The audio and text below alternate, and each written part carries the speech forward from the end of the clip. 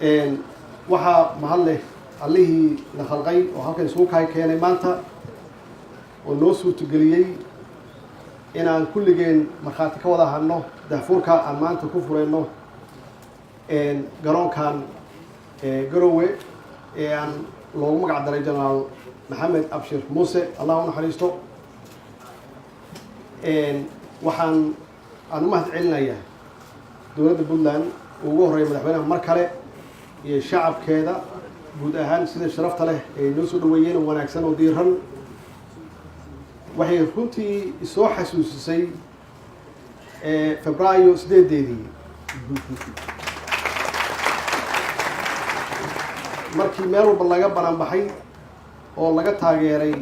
dowladda cusub oo hadda ku dhow 1 sano.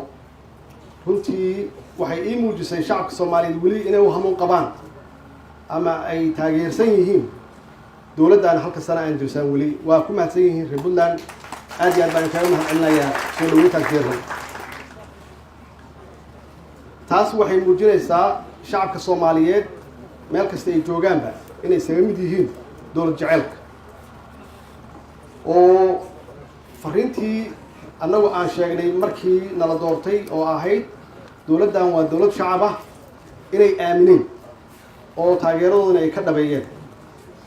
waana xaqiiqa bacdama dowladdaani shacabku ay ka heshay taageero weyn. dowladdan shacabkaa iska leh Soomaaliyeed waana adduunka ay ka jirtaay dalalka dimuqraadiyiinta ah. dowlad walbaba shacabkaa iska leh. shacabka waxaa laga rabaa marka inay siiyaan taageero joogto ah. taageeradaas joogtada ah waxaa ka mid ah sida madaxweynaha uu sheegay in garoonkan maanta ka furan halkan ay ka wada qayb galeen guud ahaan shacabka reer Puntland, ganacsatadooda iyo culamadooda iyo salaadiintooda iyo cid walbaba ay wax ka geysteen. waxa weeye waa taageerada looga baahan yahay shacabka inay qayb ka noqdaan horumarka dalkooda. haddii shacabkaasu ay taageeraan dowladdaasi xaqiiq waxaa ah in maamulkaasi uu horumaro. waxaa laga rabaa shacabka inay difaacdaan oo ilaashadaan waxay haystaan oo isbeddelkan uu ku yimaado waxay ku ballameen ay isku waafaqsan yihiin oo sharciyeysan. idinkana waa ku ammaanan tihiin runtii reer Puntland laga soo bilaabo 98 ilaa hadda sida wanaagsan oo aad u taageertaan mar walba dowladda timaada gacan u siisaan aanad u ilaashataan wax ugu horeeya oo laga rabo shacab inay ilaashadaan oo ah nabadda. nabadda waxay keentaa marka xasilooni siyaasadeed. waa sheegnaa mar walba nabaddu waa furaha horumarka. haddaysan nabad ka jiri lahayn Puntland intaasoo airport iyo intaasoo jidad iyo weliba madaxweynaha ugu soo wareejiyey shalay magaalada Garowe ee ka socda horumarka iyo dhismaha iyo hoteelada la dhisaayo runtii waa wax lagu amaano. horumarkaasna waxaan ilaahay ka baryaynaa inay gaarto guud ahaan dalka Soomaaliyeed. waxaan aaminsanahay marka haddii meel walba nabad ay timaado Soomaaliya si dhaqsi ah inay dib ugu soo noqonayso kaabayaasheeda dhaqaalaha. waxaa kaloo muhiim ah inaad dul qaadataan shacabku inuu dul qaato. dowladnimadu hal maalin ma aha, hal bil ma aha, hal sano ma aha. waa wax taxana ah oo u baahan maalin walbaba dhismo u baahan. marka shaqo badan yaa laga rabaa dowladda federaalka iyo dowlad goboleedyada in ay maxaan ku yiraahdaa adkeeyaan maamulkooda. laakiin shacabkana waxaa laga rabaa inay dul qaataan aysan is oran ileen waxaa la yidhaha Roma hal maalin kuma dhisman. annaga 27 sano waxaan ku jirnay dhibaato joogto ah oo idinka ugu horeeya wixii dhibka ugu horeeya uu soo arkay. dhismaha dowladduna waxay qaadanaysaa muddo dheer, hal maalin ma aha. marka waxaa la rabaa shacabku inay u dul qaataan maamulkooda hadduu yahay dowlad goboleed iyo hadduu yahay tan federaalka oo lagu adkaysto wax la yidhahdo continuity lagu adkaysto. shacabka waxaa laga rabaa inay qayb ka noqdaan dhaqaalaha maamulka markaasi ka tirsan yihiin hadday tahay dowlad goboleed iyo federaal inay bixiyaan. waxa aan caalamka ka sugayno waa wax dad laga soo aruuriyay idinkoo kale ah. waxay ku timaadaa dhaqaale aruurinta in shacabku horta uu ku kalsoon yahay dowladdooda. annagana waxaan laga rabaa inaan kalsoonidaas aan ka dhabayno oo aan hirgelino waxa shacabka ay naga rabaan Soomaaliyeed. idinkana waxaa laydinka rabaa inaad dhaqaalo ku kaalmaysaan. dhaqaalaha macnaheedu waxay tahay canshuurta. وقارن قرنوا عن شورته إذا كل حاجة على سن محيلي هدان رهنو دولة الشيء وحكسونا وواحد لقى سوق قاضي واحد كلمة معه وضد إذا كلاس حلقامي ودولته هو داس ديمقراطية آمني أو سيه فن ونكس وبحش عن شورته دولة داسنا أي مش سيد dadku ay u ogyihiin annaga waxaan laga rabaa marka dawlad goboleed hadaan nahay iyo hadaan nahay federal waxaan laga rabaa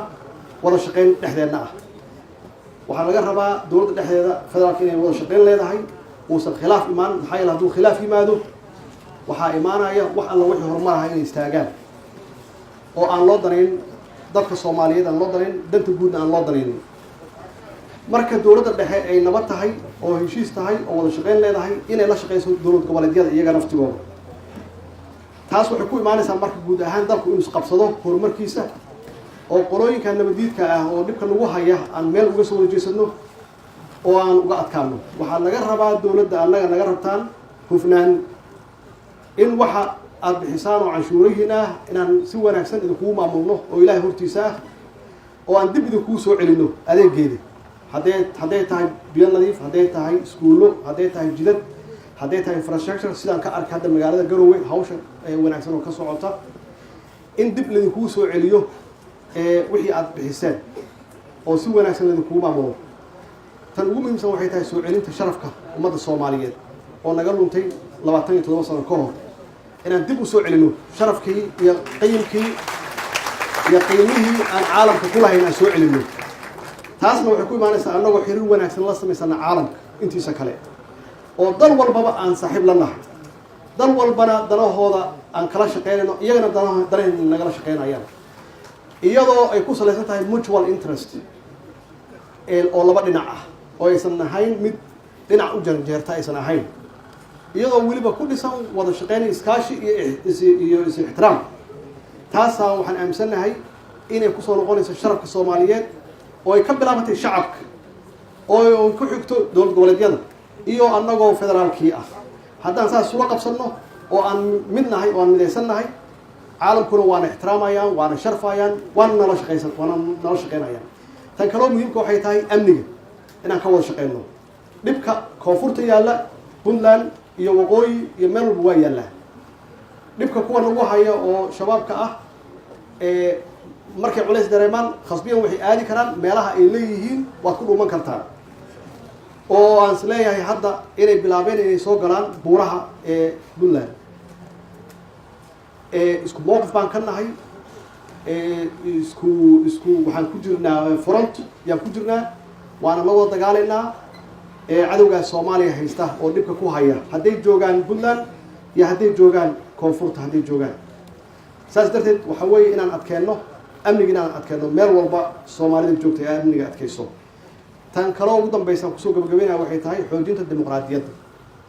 intaasan sheegay waxay horumarin u tahay waxay u tahay aasaas horumarka dalka oo ugu horeeyo eerboorada arkaysaan oo la dhisayo haddii aysan jirin dimuqraadiyad ilaa waa aragnay wax walba oo dhib waa soo aragnay maanta waxay tahay dimuqraadiyadda inaan shacabku celino shacabku ay doortaan qofka ay rabaan shacabka ay doortaan xisbiyo maaha qabiil shacabka ay doortaan qofka isleeyihiin waa ku haboon yahay isu ku dooran yuu yahay isu ku dooran taas annaga laga rabaa dawlad goboleedyada iyo dawlad federaalka ah inaan soo gaarsiino insha Allah hadduu Ilaahay election ka soo socdo doorasho soo socota qof walba oo Soomaali ah oo la gaari karo inuu helo fursad uu ku codeeyo ugu codeeyo xisbiga uu rabo xisbigu doonayo ugu codeeyo waa suu sheegay walaalkeen Salaad Cali Jeelle oo markii aan soo bixinay ugu yiri eebow dalkayga aan u socdaay hayga tagin aad buu intirsadaa waa dhab uu fududeeya inuu ka furto xisbi meeshan iyo xafiis u fududeeya saasana horumarka Soomaaliya ku gaartaa in qofka lagu doorto wanaagiisa sharafkiisa karaamadiisa waxqabadkiisa hufnaantiisa iyo xisbigu wato wuxuu u taagan yahay aysan ahayn ninkaan igu cid maaha waxaasi Soomaaliya waa ku soo jabtay dhibaatooyin badan yaa naga soo gaaray oo arkaysaan maanta meesha aan taagannahay iyo midnimo la'aanteena Soomaaliya hore u socoto Soomaaliya ha noolaato waa mahadsantihiin wassalaamu calaykum wa rahmatullaahi wa barakaatuh